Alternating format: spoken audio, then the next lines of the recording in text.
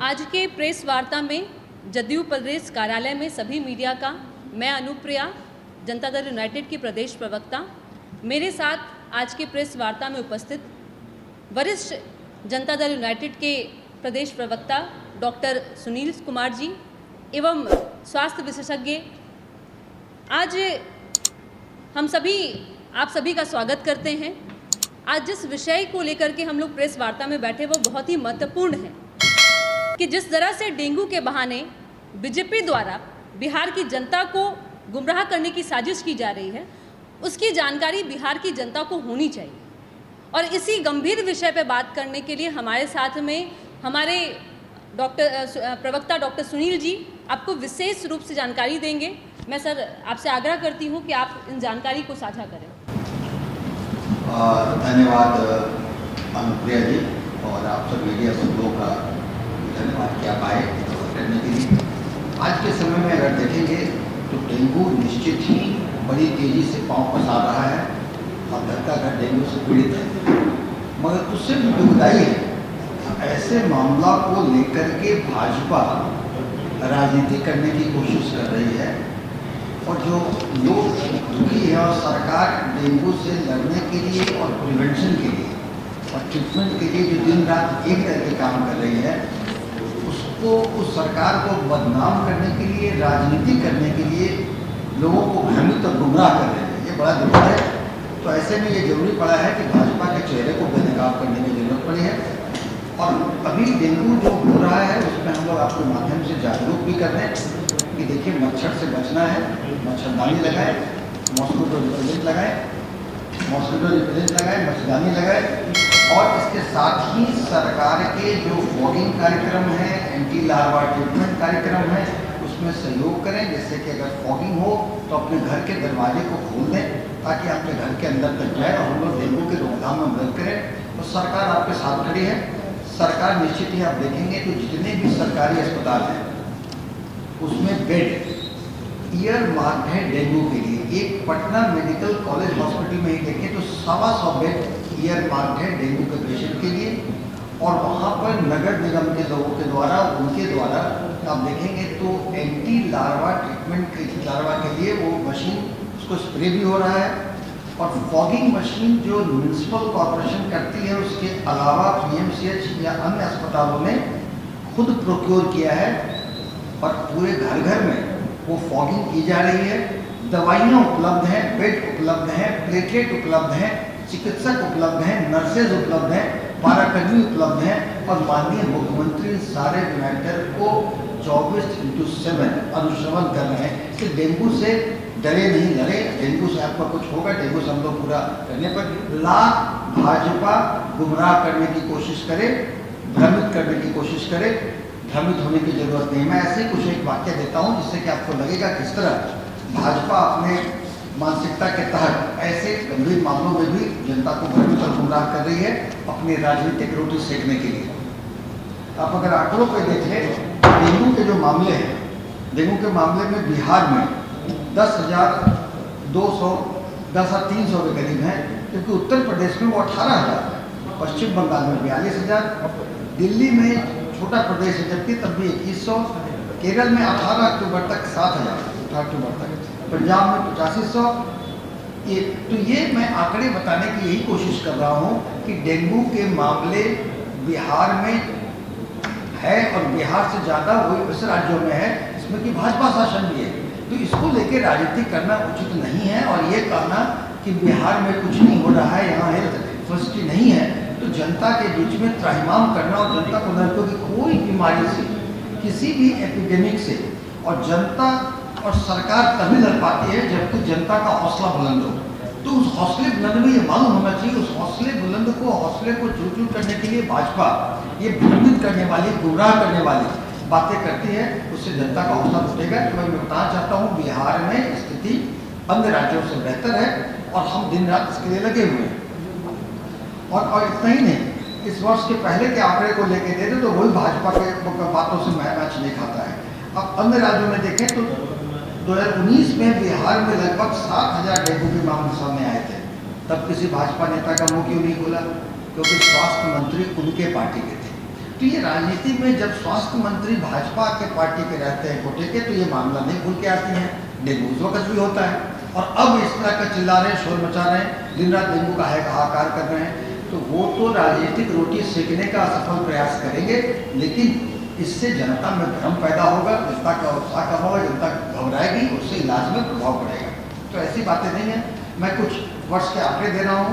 जैसे आप देखेंगे 2017 में highest case Paschim Bangal, second highest case Tamil Nadu, 18 में हाईएस्ट पंजाब में, सेकेंड हाईएस्ट महाराष्ट्र में, 2019 में हाईएस्ट गुजरात में, सेकेंड हाईएस्ट कर्नाटका में, 2020 में पंजाब में हाईएस्ट, पश्चिम बंगाल में सेकेंड हाईएस्ट, 2021 में उत्तर प्रदेश में हाईएस्ट, पंजाब में सेकेंड हाईएस्ट।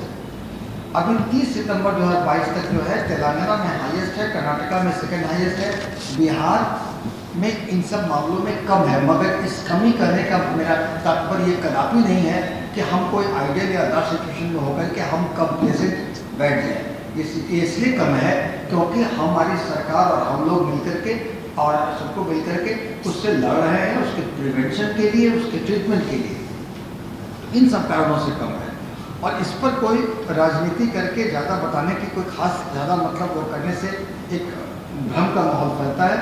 अब उसे देखिए, डेंगू मैं कोई एग्जाम्पल देता हूँ कैसे केंद्र सरकार बिहार या अन्य जो गैर भाजपा शासित राज्यों के साथ भेदभाव कर रही है। लेकिन national vector borne diseases control programme ये गवर्नमेंट ऑफ इंडिया के तहत आता है और इसी के तहत डेंगू या मलेरिया बीमारी जैसी बीमारी आती है तो इसके लिए चुनिंदा अस्पतालों को सेंटिनल सर्वेलेंस की सुविधा उपलब्ध करवाती है। और सेंट्रल सर्विस की सुविधा जो कैसे करती है वो देखिए बिहार में क्या है। बिहार में मात्र 9 है, जबकि आसाम में 30, आंध्र प्रदेश में 34, दिल्ली में 35, गुजरात में 42, हरियाणा में 27, मध्य प्रदेश में 63, उत्तर प्रदेश में 68, कर्नाटका में 37, महाराष्ट्र में 44, झारखंड में 10, छत्तीसगढ़ में 10, जम्मू कश्मीर में 11। कहने का मतलब देश में कुल 769 सेंटिनल सर्वेलेंस अस्पताल है नेशनल वेक्टर बॉर्न डिजीज के लिए।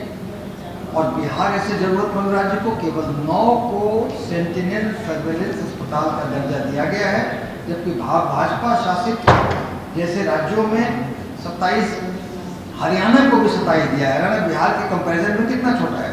उत्तर प्रदेश के 68 अस्पतालों को दिया गया है, जबकि गैर भाजपा शासित राज्यों को झारखंड व छत्तीसगढ़ में 10-10 है, जम्मू कश्मीर में 11 है और बिहार में 9 है। तो कहने का तात्पर्य है कि ये बड़ा दुर्भाग्यपूर्ण है कि केंद्र सरकार डेंगू, मलेरिया या अन्य बीमारियों के नियंत्रण के लिए जो national vector disease borne control programme के तहत सेंटिनल सर्विस अस्पताल की सुविधा आती है, उसमें भी बिहार और अन्य गैर भाजपा शासित राज्यों से भेदभाव करती है और बाद में हाई कमांड मचाती है कि यहाँ पर डेंगू नियंत्रण में नहीं है, जबकि हम लोग अपने रिसोर्सेज से भी भाजपा के केंद्र के नॉन कॉपरेशन के बावजूद भी हम नियंत्रण में रखे हुए हैं डेंगू ऐसे को। देखिए, डेंगू जैसे समेत वायरल रोगों को, गंभीर रोगों को करने के लिए वायरोलॉजी लैब आता है जो अपेक्स रेफरल सेंटर कहलाता है। तो इस अपेक्स रेफरल सेंटर में बिहार को लेकर केंद्र सरकार का बर्ताव कितना दुर्भाग्यपूर्ण है कि आप सोच लें कि देश में कुल 17 अपेक्स रेफरल लेबोरेटरीज में बिहार में एक भी नहीं है। तो बिहार के लिए केंद्र की स्वास्थ्य की योजनाएं में कितना भेदभाव है आपको मैंने बताया। जैसे फिर से मैं रिपीट करता हूँ कि national vector borne diseases control programme, जिससे कि डेंगू, मलेरिया ऐसे बीमारियां नियंत्रण में रखने के लिए कार्यक्रम चलाती है, उसमें जो सेंटिनल सर्वेलेंस अस्पताल में बिहार में संख्या केवल 9 दी गई, जो अन्य राज्यों में काफ़ी ज़्यादा है। यहाँ किट भी कम दिया गया, आप देखेंगे, और इसकी सुविधा भी कम दी गई। मगर हम अपने संसाधन से यहाँ जो अर्बन नगर निगम, हेल्थ डिपार्टमेंट, मलेरिया डिपार्टमेंट, इन सब से मिला के जो ट्रीटमेंट और रोकथाम दोनों महत्वपूर्ण है डेंगू में, कि आप इलाज करते हैं तो इलाज के लिए मेरे अस्पताल में हमारे आपके माध्यम से जनता को ये हम बताना चाहेंगे कि सारे सरकारी अस्पताल में निःशुल्क डेंगू के इलाज की सुविधा, डेंगू के जांच की सुविधा है और डेंगू के गंभीर मरीजों को मेडिकल कॉलेजेस में उसके लिए बेड, जिनको की एडमिशन की ज़रूरत पड़ती है, उनके लिए बेड आरक्षित किए गए, डेंगू वार्ड बनाया गया है। एक बिहार में PMCH में 125 डेंगू वार्ड है। इसके साथ ही मैं आपको जो अन्य चीज़ों के बाद मामले में भी अनुप्रिया जी को कुछ सवाल है। अभी कुछ और डाटा है, मैं आपको कह दूं, ठीक है। धन्यवाद सर। जैसा कि आप सभी ने देखा कि बिहार भाजपा के जो नेता है, किस तरह से जब वो सरकार में होती है तो वो अपनी डाटा को छुपाती है, उस पर कार्य नहीं करती है, सामने नहीं आती है। मैं बिहार के भाजपा के नेताओं को मैं बता देना चाहती हूँ कि आपको जानना होगा कि केंद्र में आपकी सरकार है, केंद्र में आपकी सरकार है, आपका दायित्व है। कई जगह पे जो सुविधा आपको देनी है वहाँ आप दे नहीं रहे हैं, है तवा मचा रहे हैं कि डेंगू जो है बिहार के स्वास्थ्य विभाग के कारण अच्छी व्यवस्था नहीं होने के कारण है।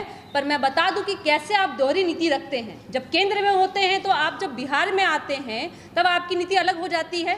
मैं एक डेटा के माध्यम से आपको मैं बताना चाहूँगी कि डेंगू बीमारी जो जाँच होती है उसके लिए एक IgM किट होती है, ठीक है। आप समझिए कि बिहार की जनसंख्या कितनी है, लेकिन जनसंख्या के अधिक होने के बावजूद बिहार को मात्र 70 किट उपलब्ध है।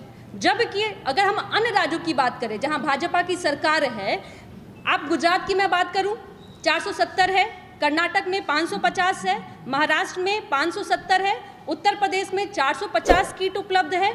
दूसरी तरफ जो गैर भाजपा शासित राज्य है, अगर मैं उसकी बात करूं तो वहाँ पे जैसे जम्मू कश्मीर की मैं बात करूं वहाँ 25 है, झारखंड में 50 किट है। तो ये समझने की ज़रूरत है कि आपकी बिहार के भाजपा के नेता कि आपकी जिम्मेदारी बनती है कि आप अपने आला कमान से कहिए कि हमारी जनसंख्या अधिक है, हमारी ज़रूरत अधिक है, लेकिन आप वहाँ नहीं बोलेंगे। आप बैठ जाएंगे, प्रेस कॉन्फ्रेंस करेंगे कि डेंगू बढ़ गया है, कई मामलों में आप बोलेंगे, लेकिन अपनी जिम्मेदारी के बारे में बताएंगे नहीं। लेकिन जनता दल यूनाइटेड बैठा है, आपकी कूटनीति को बताएगा, आपकी दोहरी नीति को बताएगा, जनता को दिग्भ्रमित होने नहीं दिया जाएगा।